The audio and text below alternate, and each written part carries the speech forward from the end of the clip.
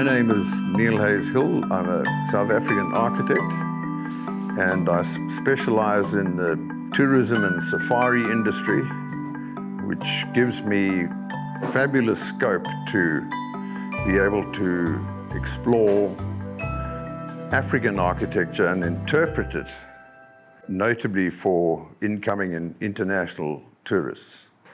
This talk I'm giving you is about interpreting the contemporary procession of African vernacular architecture. I think we need to define architecture, which is part of a response, a human response to shelter. And it regards the environment, and it regards the climate, and it regards things like comfort and safety and activities. The sophistication of architecture as we see in the developed world today and in Africa is got to do with obviously technology, which has been brought about by advanced civilizations, and climate, where, for instance, you have to do something about keeping warm in a very cold northern hemisphere. I was raised in Zimbabwe and grew up and was educated there in a semi-rural circumstance. Yeah. And as a young person and as an artist, I was quite artistic. I painted animals and landscapes and human settlements, and was, back then in the 1960s and 70s, was fascinated by indigenous architecture. And Africa is a prime example of live vernacular architecture. People are building shelters to shelter them from the climate, and to keep out the hyenas and lions, and to keep their cattle in stick kraals. Today, in large parts of rural Africa, as they have been doing for the last 60,000 years. Vernacular architecture is the original cognitive psyche response to the need for constructed shelter and converted space. What's important about vernacular architecture, whether it's here or in other continents, is it's essentially made up of the materials that are immediately at hand: mud, sticks from trees, grass from the savanna, and then which is put together with the cognitive process of the human in the simplest, most efficient means of creating a shelter. And that is, apart from it being fascinating in terms of what it is also 100% sustainable. You know, the carbon footprint on a ton of steel is 2 tons of carbon. The carbon footprint on 1 ton of aluminium is 12 tons. The carbon footprint on a Zulu hut is 0. And that is a massive lesson. Vernacular architecture, which still exists today, is a massive lesson for our industrialized world and our future. Then I think it's quite important to define Africa. Africa is the original continent, which was one huge landmass 80 million years ago called Gondwana. It then started splitting up and became 5 massive subcontinents quite close to each other called Pangaea. And the continents have continued to move, and today we have our modern continents. However, Africa is the original continent and contains original man. That's been proven by scientific investigation through DNA. And true Africans don't have any Neanderthal or European influence. So in Africa, The indigenous people in Africa are the original man. And I think that feeds into vernacular built form and architecture to a huge extent, because it's original man with the original response to the built form shelter. Of course, Africa has got generally a warm climate, which requires somewhat less effort to create shelter. You know, we don't have minus 40 degrees like in Canada. So it's a lot easier for a human in Africa, generally, to create his shelter. So that's resulted in eons, 60,000, 100,000, 200,000 years of man in Africa. His vernacular response to shelter is much the same now as it was 60,000 years ago. And is, as I say, it's got lessons for us, and it's fascinating to understand. Then, in terms of the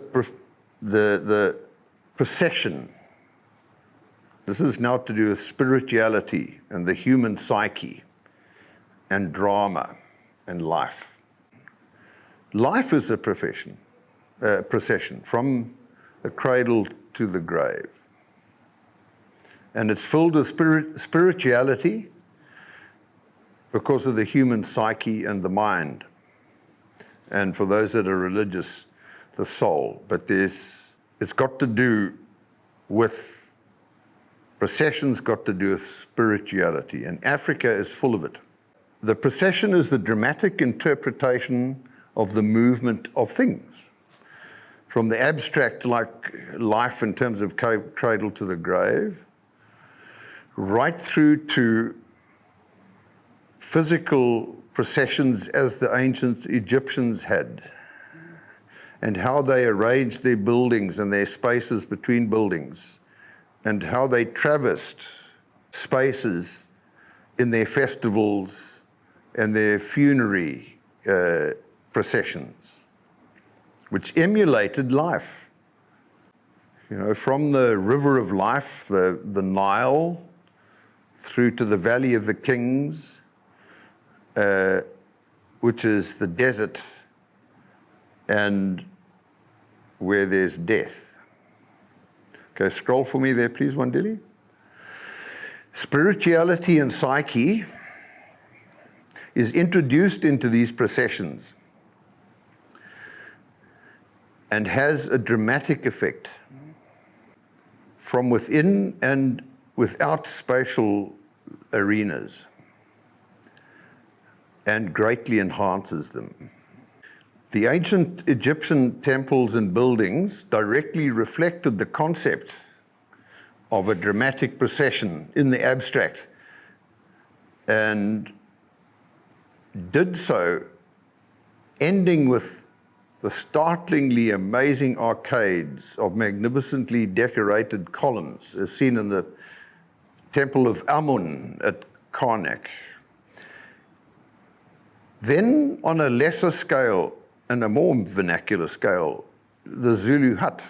This is something a learned friend called Andili informed me about. The hut's known, and I hope I get this correct, in Ndlawana and Inkwani, which is a singular, a round circular space. Within that Zulu hut, there are various internal spaces which are specifically allocated and are in themselves spiritual and processional. The man's sleeping space is to the left of the entrance, the wife and children sleeping space to the right, and at the back of the hut, beyond the central fire area, the space is left vacant to be occupied by the spirits of the ancestors, which has to be respected. And of course, in the center, there's a space for the small fire. The reason for this, the cooking's generally done outside, but the reason for this is the little bit of smoke keeps the malaria, mosquitoes out. And if a predator, a hyena or something, puts its nose into the hut, it sees the fire and it'll go away. So it's an automatic form of protection. Externally, the family dwellings on Zulu huts are arranged in relative circular spatial areas across the ground to form what is generally known as a kraal. It's a generic word and partially Eurocentric word, which is means an enclosed space, not necessarily fenced. And in the center of the kraal is a stick boma, which is a stick fence. The stick's been planted into the ground. And that houses the cattle that are herded in each evening to protect them from predators. Of course, the cattle being the wealth in terms of the Zulu culture. Only the Zulu royalty had stick boma fencing as a perimeter wall. And of course, the Zulu royalty, amongst them being the great Zulu kings of King Shaka, Dingaan, and Cetshwayo, which had enormous, almost urban landscapes of huts in arranged circles, but covering 10 square kilometers, because his royal court also consisted of all these generals or indunas and their family groups and their immediate cattle. The arrangement of Zulu and other ethnic group huts is a very interesting subject and has been studied by a peer of mine, a guy called Professor Glenn Mills, and this is an entire separate subject in its own right, has to do with the sociological aspects and economic aspects of how you position in space Zulu huts and family groups and royal groups. However, generally, Zulu and other African groups invariably arranged their kraals in the topography and landscape which gave them the greatest defense protection. And this in its own right created an access which invariably became processional and dynamic, like the access to a kraal would be through a narrow stream bed, which would then open into the space where the kraal would be, the stream providing the same water. There are stone wall settlements similar to the Great Zimbabwe near Makado in northern South Africa, near the Limpopo River, and at a place called Kami in Zimbabwe, where very steep mountain spurs have been developed and built on using the immediately local granite rock. And they're amazing because their fashion is very reminiscent of the South American Makupuku urban settlements. And the settlements at the end of these spurs with zigzag wall axes, notably for defense, but create a very dramatic processional approach.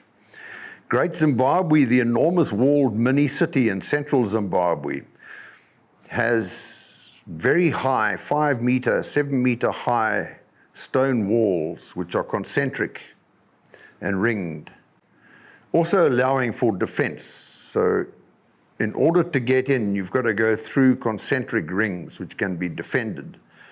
But the visual effect in a vernacular sense is utterly astounding and startling. Great Zimbabwe's stone walls have been laid directly on the base granite, which is undulating. And these vernacular guys didn't use spirit levels and string lines and things. They built in courses, but they followed the undulations of the ground. When they got near the top of their walls, they introduced chevron patterns to create a junction to the sky with a set of shadows. And the net effect of these great Zimbabwe walls is utterly astounding. There are many differing examples of dramatic processional African vernacular architecture, as can be seen in the mud brick structures of ancient Timbuktu in Mali. It's northwest Africa on the edge of the Sahara, where these buildings have been built out of mud bricks 2,000 years ago. They're rectilinear. That's been the influence coming from the Middle East because of the camel trains that came across to this, which was a major trading place 2,000 years ago. And these are the most amazing buildings. They are hand-plastered mud bricks, and they have 2,000-year-old fossilized pieces of wood or sticks or tree placed in the side of these battered walls. The walls are battered to create stability, and these sticks are all put in rows at about 1.5 meter spacings. And it only rains there every 5 years. And when it rains, the entire village or the entire town rushes out with buckets and containers and picks up the mud, climbs up these sticks, which you can see the footmarks where the feet have worn away the bark over 2,000 years. They rush up these things, right up 4 or 5 stories, and completely replaster and maintain the building every time it rains. And they are very much more Western looking, with a grid pattern in terms of their layouts, but their approach and their processional effect is startling. Other aspects contributing to the procession of the vernacular are the building materials. In every instance, and unlike ancient Egypt where they imported stone from across the Mediterranean, in vernacular African architecture, the shelters and the buildings have been built with immediately available materials. Sticks off trees, which are right where the settlement's going to be. Grass from the savanna within 50 meters. Mud from the soil in the stream, which might be 20 meters away, which also supplies the settlement with water. This makes the building materially in concordance with the landscape. It's made out of the same landscape. It's made out of the materials that are immediately there. They haven't imported stone from 500 kilometers away. They haven't imported steel or aluminium. It's immediate and in total concordance. Then there's the aspect of the shape of the vernacular built form. And this has notably got to do with roof shapes. For instance, and we can look at European examples here. In Switzerland, the roof shape, the roof slope, is that of about 38 degrees, which is identical to the average roof slope, mountain slope of the backdrop of the Alps. The slope is obviously there to rid the buildings of snow and things, so that angle suits that. But the point is the human beings imitated the angle of the mountain in terms of determining the angle of their roof. In an arid desert zone, like in Mexico and other arid places, North Africa, vernacular roofs are flat because it doesn't rain, so they don't have to worry about getting rid of snow and ice. If you go very far north into the Nordic areas, roof slopes are extremely steep and pointy because they might have meters of snow.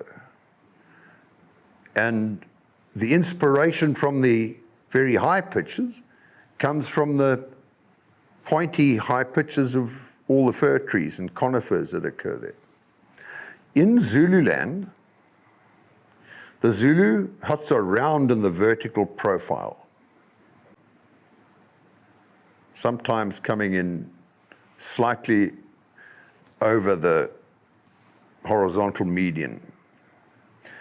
And when these huts are placed in their circular forms,